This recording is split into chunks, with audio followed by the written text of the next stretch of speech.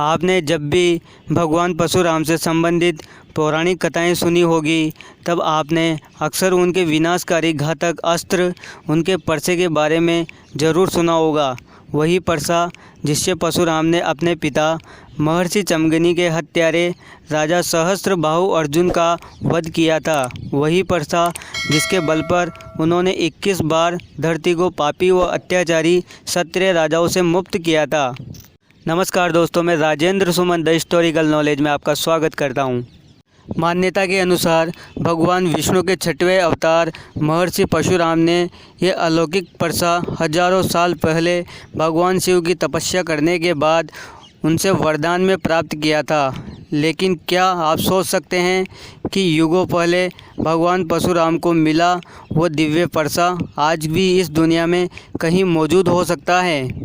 दरअसल झारखंड राज्य के गुमला ज़िले से करीब 75 किलोमीटर और राजधानी रांची से करीब 150 किलोमीटर की दूरी पर घने जंगलों के बीच स्थित है टांगीनाथ धाम, जहां आज भी भगवान परशुराम का घातक हथियार परसा ज़मीन में गड़ा हुआ दिखाई देता है। इस धाम का परशुराम से गहरा नाता है, लेकिन आज यह जगह अति नक्सल प्रभावित इलाकों में आती है। झारखंड की स्थानीय भाषा में क्योंकि परसे को टांगी कहा जाता है, यही कारण है इस स्थान का नाम टांगीनाथ धाम पड़ा। परसे के यहाँ गड़े होने की पौराणिक कथा बेहद ही दिलचस्प है। कहते हैं परशुराम सीता स्वयंवर में श्री राम के द्वारा शिव धनुष तोड़े जाने से नाराज व अत्यंत क्रोधित हुए, लेकिन जब उनको पता चला कि भगवान राम साक्षात नारायण के अवतार हैं तो वह बहुत शर्मिंदा हुए और वहां से निकलकर पश्चाताप के लिए घने जंगलों के बीच चले गए।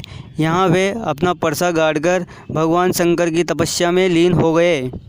जहां परशुराम ने अपना परसा गाड़कर तपस्या की थी, आज उसी जगह को टांगीनाथ धाम के नाम से जाना जाता है। यहां पर गड़े इस लोहे के परसे की दो बड़ी विशेषताएं हैं। एक तो यह हजारों साल से खुले में रहने के बावजूद भी इस परसे पर आज तक जंग का एक निशान तक नहीं है, और दूसरी यह कि यह परसा ज़मीन में कितने नीचे तक गड़ा है इसकी जानकारी आज तक किसी को नहीं है। कई बार इस परसे की गहराई को अलग अलग तरीक़ों से नापने की कोशिश तो की गई, लेकिन हर बार असफलता ही हाथ लगी।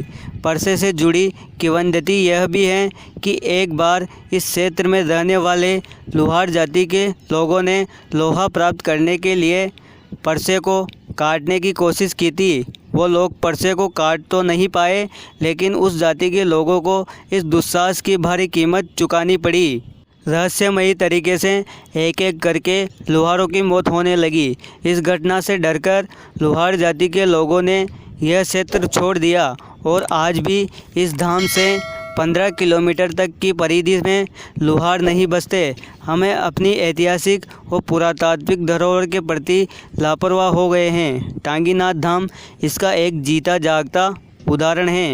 यहाँ सैकड़ों की संख्या में प्राचीन शिवलिंग और मूर्तियाँ बिखरी पड़ी दिखती हैं, लेकिन उनकी सुरक्षा और रखरखाव का कोई प्रबंध नहीं है। इनकी ऐसी स्थिति देखकर अंदाज़ा लगाया जा सकता है कि अब तक कितनी पुरा संपदा गलत हाथों में जा चुकी है।